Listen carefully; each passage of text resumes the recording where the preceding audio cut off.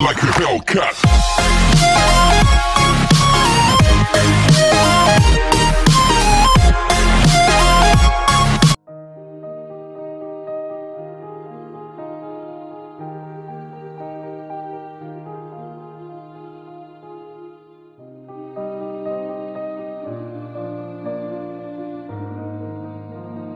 Alam nyo, si Arlene is one of the most respected brokers in the country today.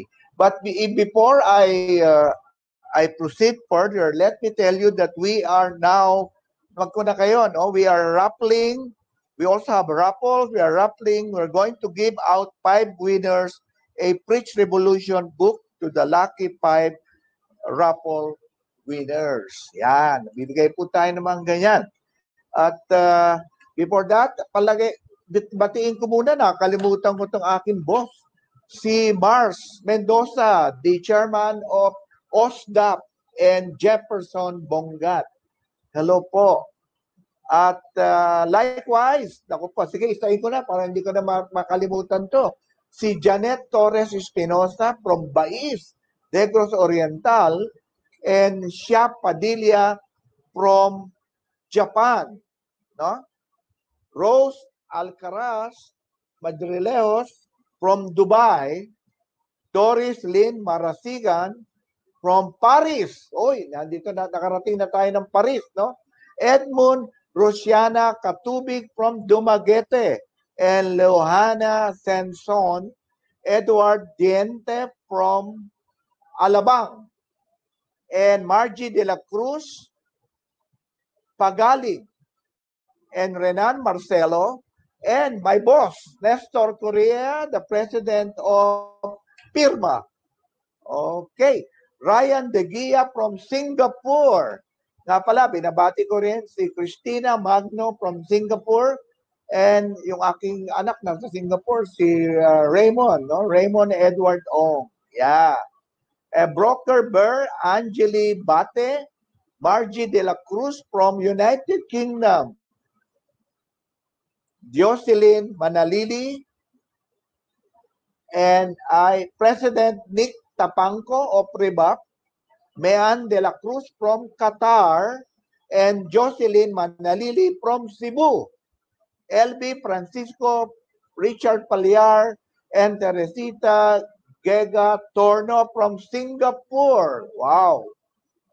Apo Lito Kabukan from Japan, and Marlon Salandanan from Singapore. Mila Ortega from, paborito kong puntahan to Milan, Italy. Milano. And my good friend Hilario Escudero, Sophie Taikog Goldevilla from Muscat.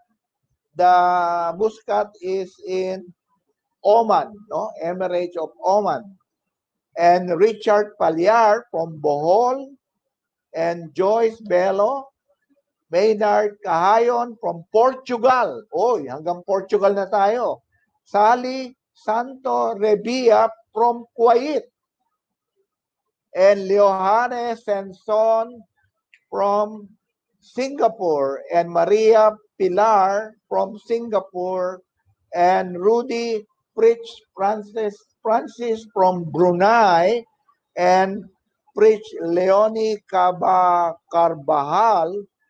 and Janet Mores. Belba Marcelo from Taguig, and Pritch Jimak Bacanilay from Qatar. Ayan. At from Dubai, we have Gina Balabadia Kides, and from Dubai, and Marilyn Gemuta from Abu Dhabi. Tandaan ko, si aking BPAA of Broker Spaces, Dr. Leonor Noni Kalayag, just came from Abu Dhabi. Hi, Noni, and also wanna greet Dr. Ayap, Danny Ayap, of the president of Lyceum of Alabang. Yan, dami pa. Magbabati tayo as we go on, ha? Now, it's now for me, it is an honor for me to introduce our guests, our resource persons for this afternoon. Alam niyo ba, lakas ng ulan dito sa Quezon City. Our guests are husband and wife, no? And they are former overseas Filipino workers from Milan, whose story, my goodness, was featured in the MMK, o Maala-ala Mo Kaya, winner of the 700 Club Asia, Huwarang OFW family, and also founder of the Preach Revolution and founder of the Freedom Group of Companies, a group of companies for OFWs by OFWs, no? Ang ating guest ngayon ay talagang, sabi ko nga napakaganda na love story niyo. Mamaya tatanungin natin siya kasi bakit siya na-featured sa Maala-ala Mo Kaya. Ngayon, featured naman siya sa ikonsulta mo kay Doc E.G. Pero bago tayo pumunta dyan at bago ko ipakilala ng gusto yung ating guest, ay pagpakita muna tayo ng video, okay? If you want to be free, if you want to be preached, if you want to never have to work abroad again, sama na kayo sa amin dito. And I'm sure your life will never be the same again. Are you ready to see what I will present? Ready to teach your life?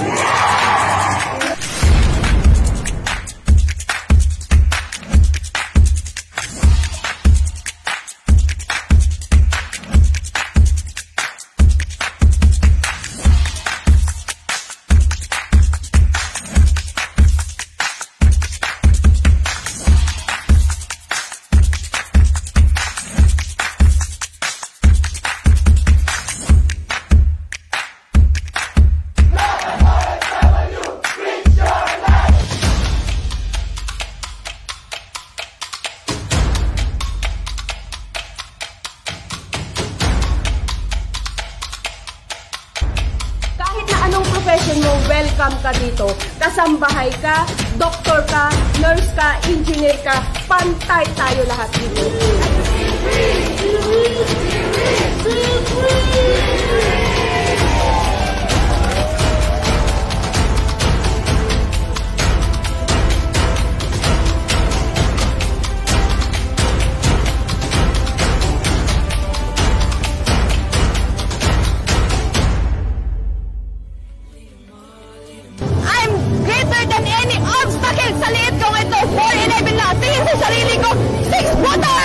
Kakaiba itong events ng Pilipino, talagang matatransform ang financial status ng life. Ito magpapabago sa buhay nyo.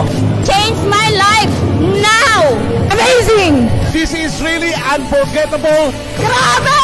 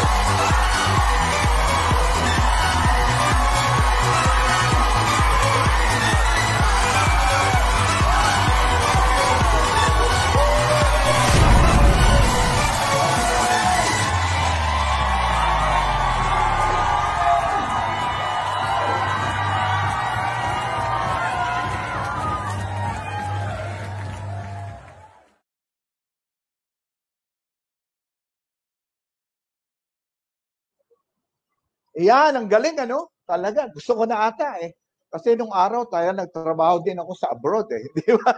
Anyway, so without further ado, ang dami pa pong pumapasok from abroad, no? But without further ado, allow me, it is my honor and privilege to introduce to you the miracle couple. Ayan. The energetic and the indefatigable, and we will learn a lot from their experience, Terence and Tet Lin. Yan, hello. Magandang hapon po, Doc EG, at sa lahat ng followers ng ikonsulta mo kay Doc EG. At syempre po, binabati ko rin lahat ng mga overseas Filipino sa buong mundo. We are so privileged, Doc EG, na makasama po kayo at ma-inspire nyo kaming mga overseas Filipino. Ay, salamat naman po. At teka muna, kaya lamang, Terence, nakita ko yung video mo. Ang lumabas pala sa'yo, si Aga Mulak. Doon sa show mo sa MMK. Sino nga yung babae? Hindi ko kamukha lang ni Aga. Oo, talaga. Yeah. At alam mo, you are so inspiring.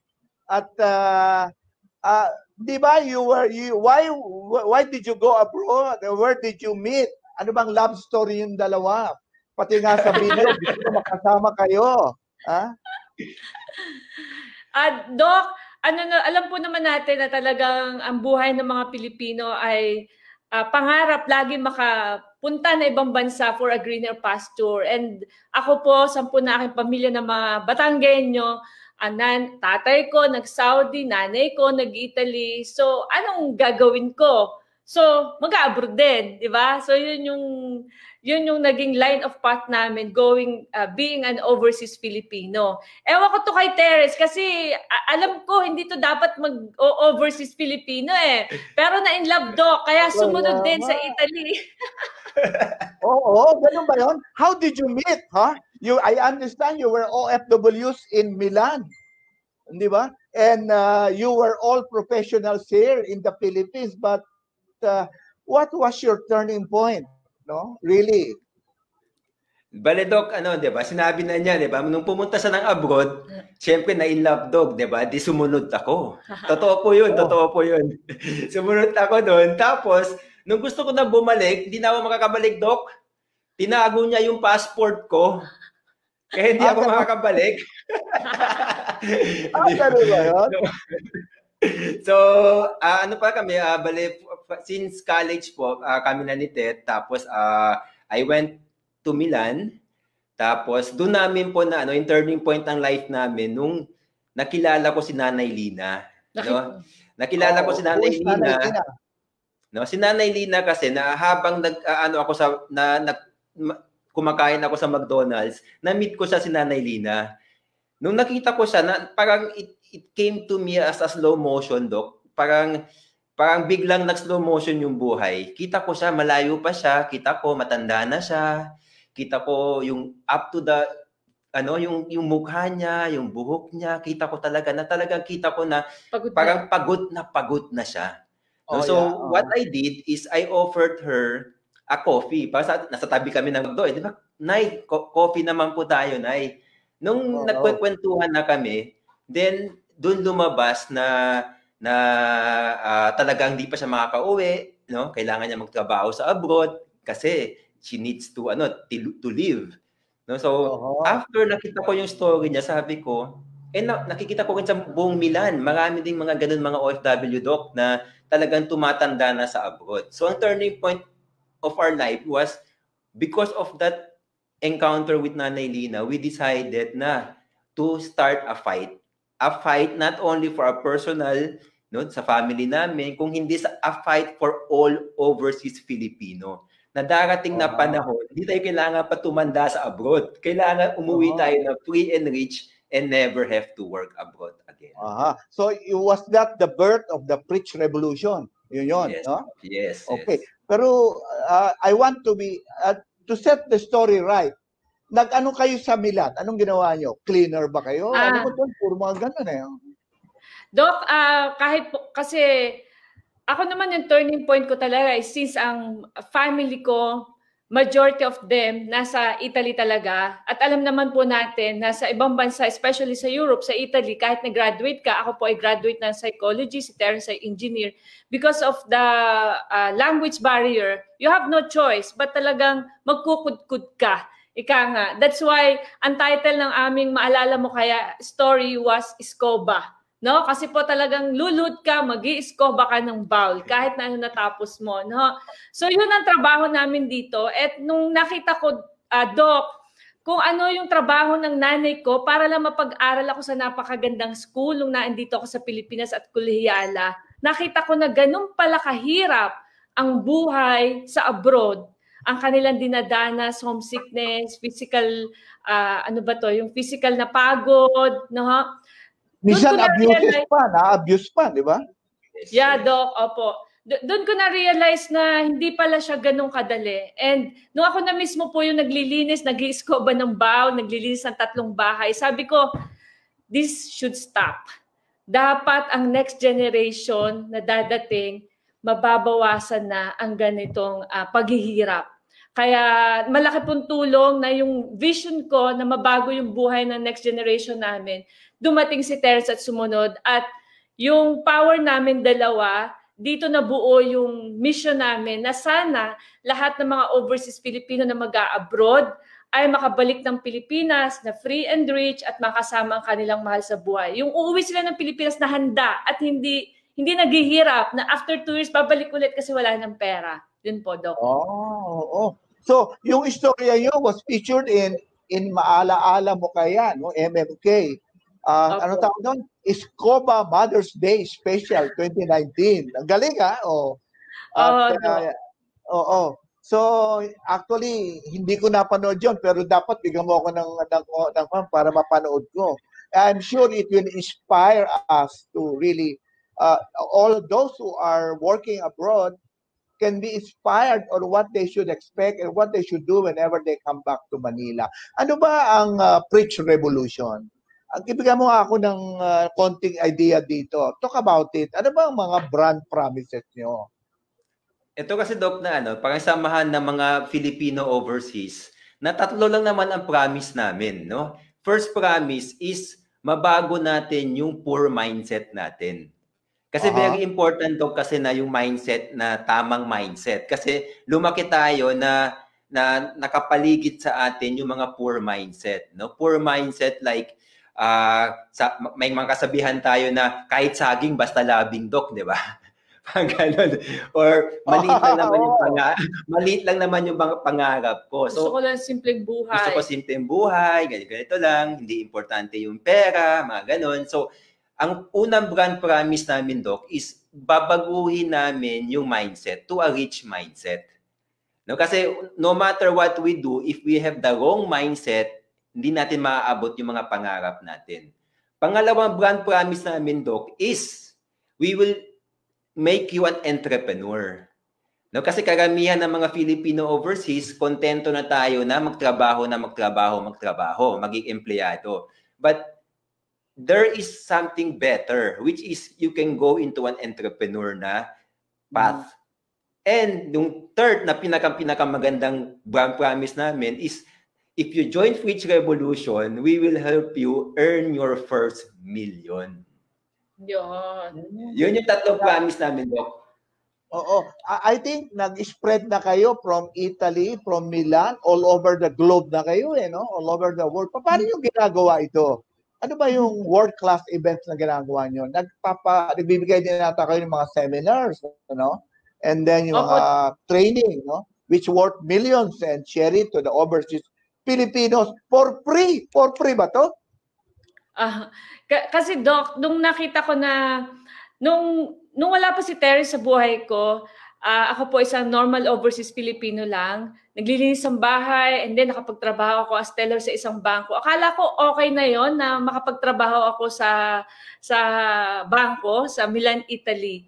But then dito ko na-realize na yung palang naipon ko is not enough. Kasi nung namatay yung tatay ko, hindi ko siya napauwi yung katawan niya.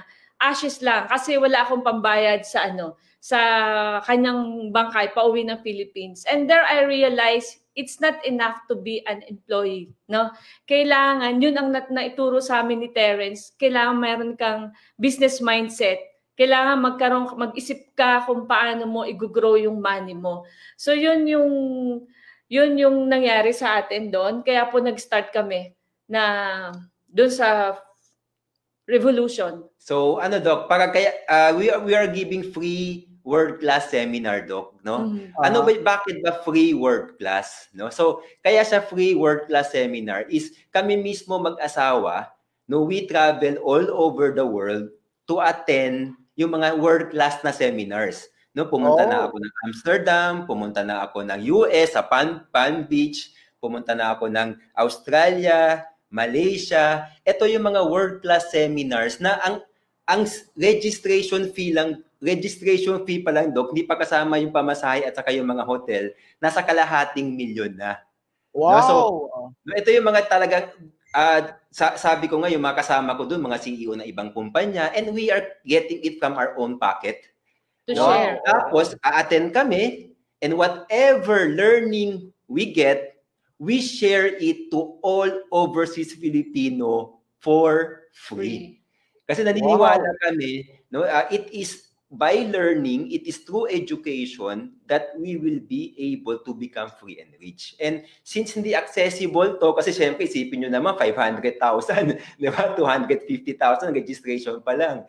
So we are making it very accessible na libre. No, kami pa po yung pumupunta sa iba-ibang bansa. No, before COVID po, more than 200 days a year ko, kami na mag-asawa, we travel all over the world. And yung mga kasamahan namin po na dito sa ngayon sa event ito, na nagchat-chat sila yung tumutulong na i-share sa buong mundo. No, ini-invite nila, attend, pupunta kami, magto-talk kami, and lahat po to for free. Wow. Napakaganda ng inyong advocacy, no? And I think you are creating a lot of good things for the Filipino overseas workers. Ngayon, I understand meron kayong financial fitness handbook, no? For OFW. Meron kayo nun, ano? Oo. So, yes. we are, yeah. Doc, one of the vehicle talaga po na nagpabago ng buhay namin is yung real estate. No? Ito po yung kinalakihan mo sa iyong family, di ba? Terence came from a Chinese family and talaga pong na-share na yun sa aming mga Pilipino. Kami kasing mga Pilipino na nag-a-abroad, masaya na kami na may kita kami, and then pagkakatapos ng sahod, ubus-ubus na, di ba? But then, na-share sa amin, and then, na-share sa amin na kailangan pala matuto kang mag-invest ng iyong pera. And that's how nagbago po 360 degrees yung buhay namin. And for that po, since hindi namin ma-reach yung buong mundo, we made the book, which is ito po. Ito yung Sana Manalo Kayo. No? Dito po nakalagay lahat ng aming secrets to success. How we did it. Paano kami nakauwi sa Philippines. I think 10 years na po kami dito, nakabalik na kami. And paano yung mga kasama natin, mga overseas Filipino, ay nabago rin ang buhay from zero to someone na ngayon ay may kalayaan na at kakayahan. Okay. So, alam mo, excited ako kasi I also come from a half Chinese family, just like Terence. Malaking impluwensya ng mga dad natin, yung mga Chinese father. So, ibig ko malaman kay Terence, paano ba naka-impluwensya at your own personal experience ang dad mo sa real estate investing? Grabe po, grabe. Bale, I owe everything to my dad. No? He was my mentor. No? Sabi nga nila, if you really want to be successful in life, follow the right mentor. No? So yung dad ko, not only as my dad, but he's also my mentor. Yung dad ko po, mahilig mag-shopping. No? Every weekend yan, nagsha-shopping yan. Pero ang difference lang sa kanya, Doc, ang shopping niya, no, hindi siya nagsha-shopping ng mga damit, hindi siya nagsha-shopping ng mga kotse, mga relo. Sasakay kami sa kotse, ang magsha-shopping yan, titingin ng mga property. Nag-viewing kami po, maliit pa ako, iikot kami niyan, no, patitingin ng mga property. Tapos, buong buhay po niya, talagang nandun yung focus niya, no? Nandun yung lahat na pinaghirapan niya. Of course, we have several businesses, no? Pero talagang lahat na focus niya nandun sa real estate investing.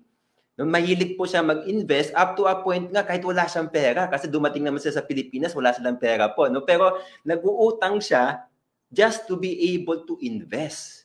And nakita ko doon na yung ini-invest niya na 10 piso o 100 peso, nagiging 2,000 peso per square meter. So doon ko nakita na you need to grow your money, and real estate is one, if not the ultimate na asset na real to invest.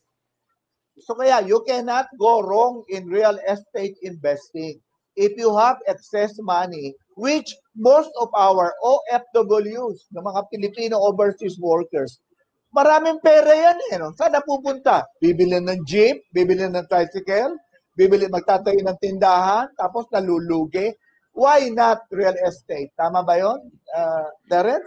Yes po, kasi from my experience po with my dad, marami din siyang binuksan ng mga negosyo. No, marami din naging successful.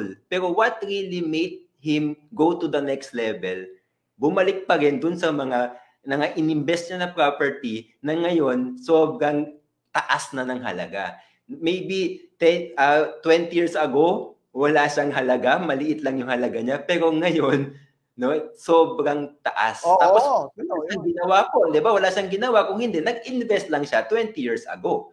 Pero hinintay niya, ngayon, nag-increase na yung value. So this is one of the things that we teach in the Fritz Revo community. The value of investing, the value of growing your money, no, the value of learning how to earn money while you sleep. You know, I am just curious, no? Tanungin ko kayo personally, that you are so passionate and you continue all of this advocacy.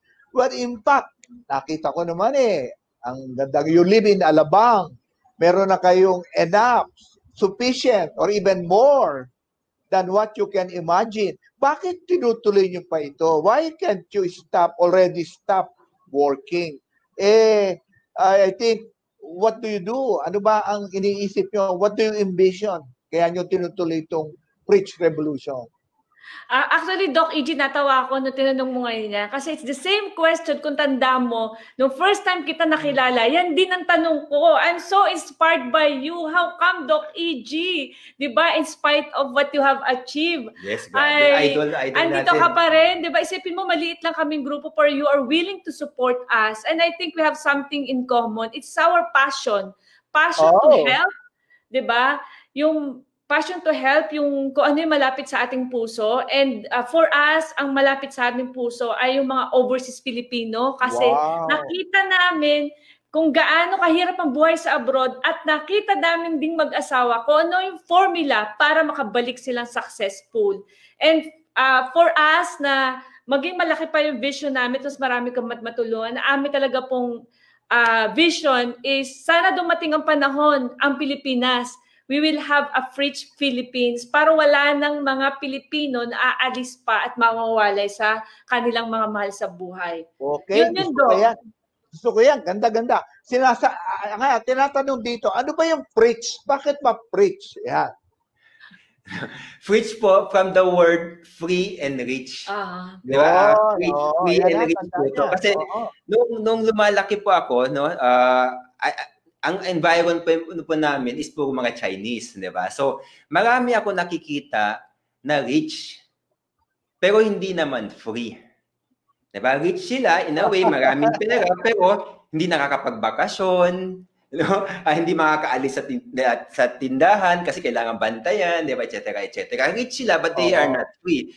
And marami din ako nakikita, Doc, na free naman, na hindi naman rich. Mas marami pa yung free na hindi rich. So, but kaya namin kinombine, pwede naman pala maging free and rich. Ito yung nakita ko po sa abroad. Marami ako nakita mga tao na at the same time free and rich, no? They were able to find the secret formula na how to continue earning without having to work. So, ito na yung parang masarap po na free and rich ka. Ibig sabihin, may enough ka na pera and hindi ka na rin kailangan magtrabaho so that you can do your passion na. Like what we're doing right now. We're doing our passion no, na hindi kami kailangan na intindihin kung saan namin kukunin yung pera namin panggastos namin. Yun yung, kaya po life rich. Yeah. Parang Okay. you are both free and rich. Okay, very admirable. Para magkaroon tayo ng attestation, pakinggan natin yung mga testimonials, no? Okay ba 'yon? Ng ating mga natulungan. Okay? So let us hear from Janet Mores from Abu Dhabi, a graduate of BS and now old sister sa Italy and transferred to Abu Dhabi, now owning several investment and businesses too. Okay, hello Janet. Oh, hi Janet. O teka, nakamute ka ata. Ayan, ako. Hello po. Ayan, napakaganda hello. naman. Welcome to the show. Welcome to the Consulta program. Hello po, Dr. G, Ma'am Tet and Sir Terence. Ayan, na-excite naman po ako at sobrang enlightening ang pinag-uusapan natin ngayon. Okay, so i-tell us, paano ka bang naging, sabi ko nga dito, rich, free and rich? Ayan, ako, napakasaya po kasi ng kwento kasi same thing, kami po, nga pala sa kalaman ng lahat, ako po si Mrs. Janet P. Mores, ako po ay tubong Batangas. Ayan, hello sa mga taga Batangas, yes? Kabayan. Kabayan, alae. Ayan, at totoo po, galing po ako ng Milan at na-transfer po ako sa Abu Dhabi. Ayan. Sa Milan po naming mag-asawa nakilala ang ating mga Fritch mentors. Yan. Sila po ang nakapagbigay ng daan. Sinasabi nga namin na naging daluyan ng napakarami pong pagpapala. Kasi po, kung hindi po namin siguro sila nakilala, baka po hanggang ngayon ay nandoon pa rin kami sa dati po naming ginagawa. Kasi realidad po talaga ang noon ko naramdaman yung pagiging OFW ay akala ko po ay madali. Pero napakahirap po pala niya pag actual na. Pero alam niyo po ba, sa pamamagitan po kasi nung mga programa na dinisign po ng Fritch Revolution, doon po kami nakaakyat na mag-asawa. At doon po namin natutunan na ang lahat po ng bagay ay may tamang proseso. Nawala siya. Nawala yung kanyang internet. Nawala. Okay, nawala. Anyway, tuloy-tuloy natin. Paano kayo nakita ni Janet?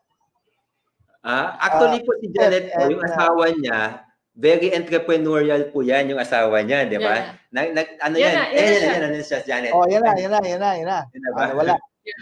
Very entrepreneurial po yung asawa ni Janet kasi yung asawa niya nagtitinda yan ng mga bagay-bagay po sa tabi ng Philippine Embassy. No, yan yung yung asawa ni Janet. Titinda siya ng DVD, card na pantawag, siomai, siopaw, palabok. Ganun, Dok, ang buhay sa abroad, di ba? Ganap ng mga sideline. Ayan, si Janet. Ayan, tuloy mo na. Nagtitinda ka pa lang siomai. Siomai, siopaw. Actually po, lahat po siguro ng pwedeng itinda ay itininda na namin. Kasi yun po kasi ay dagdag na income. Sabi nga, no? Which is, yun ang reality. Talagang pag nasa abroad ka, ang lagi mong gusto ay makaipon, umuwi ng Pilipinas at makapagnegosyo. Tama po ba yun? Alam ko marami tayong nakaka-relate na kababayan na nasa abroad. Oo, marami. We are being heard around the world. Yes, pero alam nyo po ba, sa pamamagitan po ng Fritch Revolution, doon po kami naturuan na may tamang mindset, tamang proseso, kung paano po magiging successful sa pagbibusiness. Ayan, so sa lahat po ng mga kababayan natin, I'm really very grateful. Kami pong mag-asawa, 10 ng aking pamilya ay nagpapasalamat. Kasi po, hindi lamang po ako ang natuto dito. Kung hindi, ang natutunan po namin sa mga programa ay na-share po namin yon sa aming pamilya. Wow. Yes po, sa aming mga kakilala at mga kaibigan. Kasi reality po ang pag-abroad. Kaya dapat po, reality din po ang approach. Ayan. At wala pong ibang tao na makakapag-explain kung hindi ang naka-experience ng mga bagay-bagay sa ibang bansa. Yun po siya. At salamat sa Preach Revolution kasi ngayon po, sa pamamagitan po, sabi ko nga ng mga programa nila, ayan, nakauwi na po ang aking asawa. Nauna po siya dito sa Pilipinas. Yes. Awa po ng Panginoon, meron na po